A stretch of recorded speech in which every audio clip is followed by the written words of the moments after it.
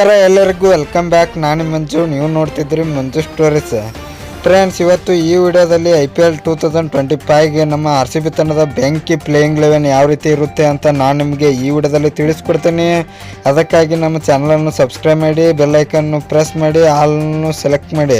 ಯಾಕೆಂದರೆ ಫ್ರೆಂಡ್ಸ್, ನಾನು ಯಾವುದೇ ಒಂದು ವಿಡಿಯೋ ಹಾಕಿದರೆ ನಿಮಗೆ ತಕ್ಷಣ ನೋಟಿಫಿಕೇಶನ್ ಬರುತ್ತೆ. ನಾನು ಸ್ಪೋರ್ಟ್ಸ್ ಬಗ್ಗೆ ಡೈಲಿ ವಿಡಿಯೋ ಮಾಡ್ತಾ ಇರ್ತೇನೆ. ಅದಕ್ಕಾಗಿ ನನ್ನ ಚಾನಲನ್ನು ಸಬ್ಸ್ಕ್ರೈಬ್ ಮಾಡಿ ಇಟ್ಕೊಳ್ಳಿ. ಇನ್ನು ಫ್ರೆಂಡ್ಸ್, ನಮ್ಮ RCB ತಂಡದ ಪ್ಲೇಯಿಂಗ್ 11 ಈ ಸೀಸನ್ನಲ್ಲಿ ಬೆಂಕಿಯಾಗಿ ಕಾಣುತ್ತಿದೆ ಅಂತ ಹೇಳ್ಬೋದು. ಒಳ್ಳೆ ಆಟಗಾರರನ್ನು ನಮ್ಮ RCB ತಂಡ ಈ ಸೀಸನ್ನಲ್ಲಿ ಖರೀದಿ ಮಾಡಿದೆ. ನಿಮಗೆ ಗೊತ್ತೇ ಇದೆ, Phil Salt, Lim Livingston, Jacob Bethell ಇಂಥ ಆಟಗಾರರು ನಮ್ಮ RCB ತಂಡಕ್ಕೆ ಬಂದಿದ್ದಾರೆ ಅಂತ ಹೇಳ್ಬೋದು. ಇನ್ನು ಫ್ರೆಂಡ್ಸ್, ಈಗ ನಮ್ಮ RCB ತಂಡದ ಪ್ಲೇಯಿಂಗ್ 11 ನೋಡಿದರೆ ವಿರಾಟ್ ಕೊಹ್ಲಿ ಅವರು ಮತ್ತು ಫಿಲ್ ಸಾಲ್ಟ್ ಅವರು ಓಪನರ್ ಆಗಿ ಬರ್ತಾರೆ ಅಂತ ಹೇಳ್ಬೋದು. ಇನ್ನು 3ನೇ ಕ್ರಮಾಂಕದಲ್ಲಿ ರಜತ್ ಪಟಿದಾರ್ ಅವರು ಬರುತ್ತಾರೆ. 4ನೇ ಕ್ರಮಾಂಕದಲ್ಲಿ ಲಿಮ್ ಲಿವಿಂಗ್ಸ್ಟನ್ ಅವರು ಬರುತ್ತಾರೆ. 5ನೇ ಕ್ರಮಾಂಕದಲ್ಲಿ ಟಿಮ್ ಡೇವಿಡ್ ಅವರು ಬರುತ್ತಾರೆ. 6ನೇ ಕ್ರಮಾಂಕದಲ್ಲಿ ನಮ್ಮ ಇಂಡಿಯನ್ ವಿಕೆಟ್ ಕೀಪರ್ ಬ್ಯಾಟ್ಸ್ಮನ್ ಆದ ಜಿತೇಶ್ ಶರ್ಮಾ ಅವರು ಬರ್ತಾರೆ ಅಂತ ಹೇಳ್ಬೋದು.